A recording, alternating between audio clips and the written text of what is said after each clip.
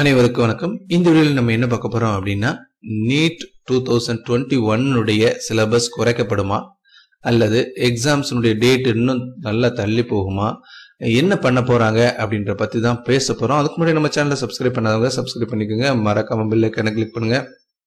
அப்பதான் நம்ம வரக்கூடிய எந்த ஒரு வீடியோ வந்தாலும் உங்களுக்கு உடனே வந்து சேரும். சரி, வாங்க வீடியோக்குள்ள பார்க்கலாம்.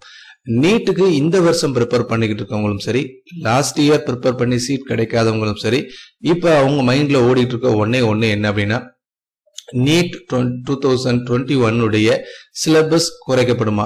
ஏன் இந்த கேள்வி கேட்கிறாங்க அப்படின்னா, கிளாஸ் 11 அண்ட் கிளாஸ் 12 உடைய போர்டு எக்ஸாம்ஸ்ல வந்து சிலபஸ் வந்து 50% குறைக்க போறாங்க. அது தமிழ்நாடா இருந்தாலும் சரி, மற்ற போர்டு சிபிஎஸ்இ போர்டா இருந்தாலும் சரி, ஐசிஎஸ்இ போர்டா இருந்தாலும் சரி, சிலபஸை குறைக்க போறாங்க. ஸோ சிலபஸை குறைக்கும் போது அப்ப நீட்ல குறைப்பாங்களா அப்படின்ற பத்தி பார்க்க போறோம். அதுக்கு முன்னாடி நம்ம சேனல்ல பாத்துக்கிட்டீங்க அப்படின்னா, நீட் சம்பந்தமான நிறைய உங்களுக்கு வந்து டிப்ஸ் கொடுத்துக்கிட்டு இருக்கோம்.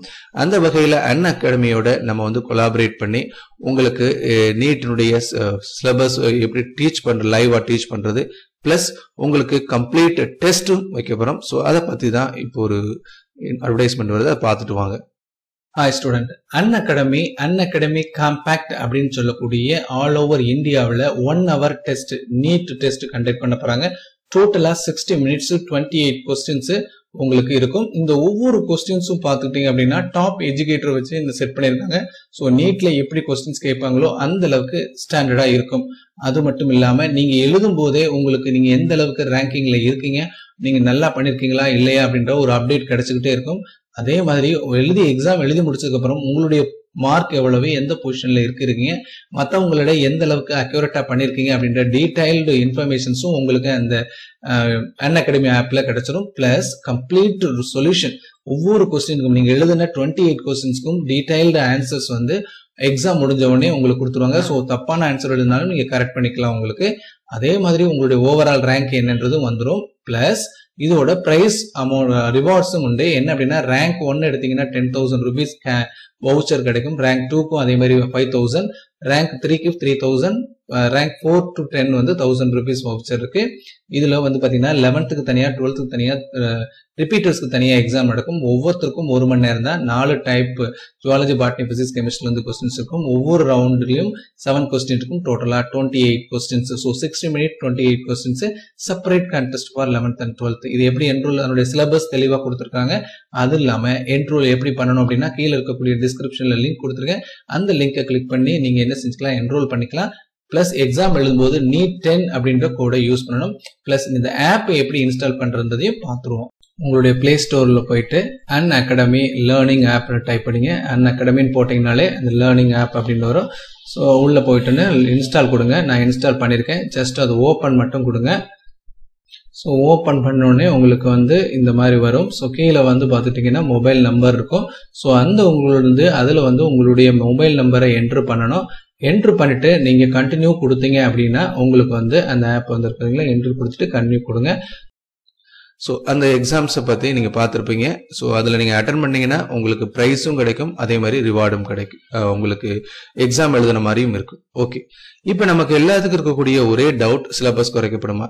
இதை பற்றி தான் நமக்கு பார்த்துக்கிட்டீங்க அப்படின்னா, நம்மளுடைய மத்திய அமைச்சர், கல்வித்துறையில் மனித வள மேம்பாட்டு மத்திய அமைச்சர் ரமேஷ் பொக்ரியால் அவர்கள் வந்து பார்த்துக்கிட்டீங்க அப்படின்னா, நாளைக்கு ஒரு மீட்டிங் வச்சிருக்காங்க. யாரோட அப்படின்னா, இந்த பேரண்ட்ஸ், டீச்சர்ஸ் எல்லாரோடையும் ஒரு லைவ் மீட்டிங் வச்சிருக்காங்க. பிளஸ் அதை பேஸ் பண்ணி அவங்க வந்து இந்த சிலபஸை குறைக்கிறத பத்தியும், பிளஸ் எக்ஸாம்ஸனுடைய டேட்ஸ் வந்து எப்பயும் நம்ம நடக்கக்கூடிய டேட்டை விட இன்னும் தள்ளி வைக்கிறதுக்கு வாய்ப்புகள் இருக்கா அப்படின்ற பத்தி சொல்லுவாங்க. பட் என்னை பொறுத்த வரைக்கும் என்ன அப்படின்னா, சிலபஸுகள் குறைக்கிறதுக்கு வாய்ப்புகள் அதிகமாகவே இருக்கு.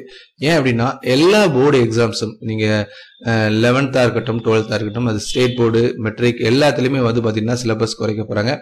பிளஸ் இன்னும் பார்த்துக்கிட்டீங்க அப்படின்னா, நிறைய போர்டு வந்து கிளாஸஸ் ஸ்டார்ட் பண்ணவே இல்லை.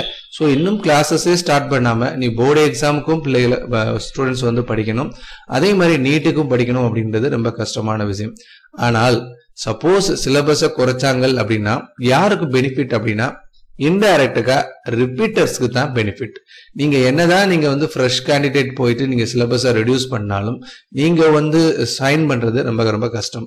ஆனா ரிப்பீட்டர்ஸ்க்கு வந்து அதிகப்படியான வாய்ப்புகள் இருக்கு. ஸோ லாஸ்ட் இயர் படிச்சவங்க, அதுக்கு முன்னாடி படிச்சவங்க எல்லாமே ரிப்பீட் பண்ணுவாங்க. ஸோ அவங்களுக்கு இந்த சிலபஸ் ரெடியூஸ் ஆச்சு அப்படின்னால் அவங்களுக்கு 99.99% பெனிஃபிட் மட்டும்தான்.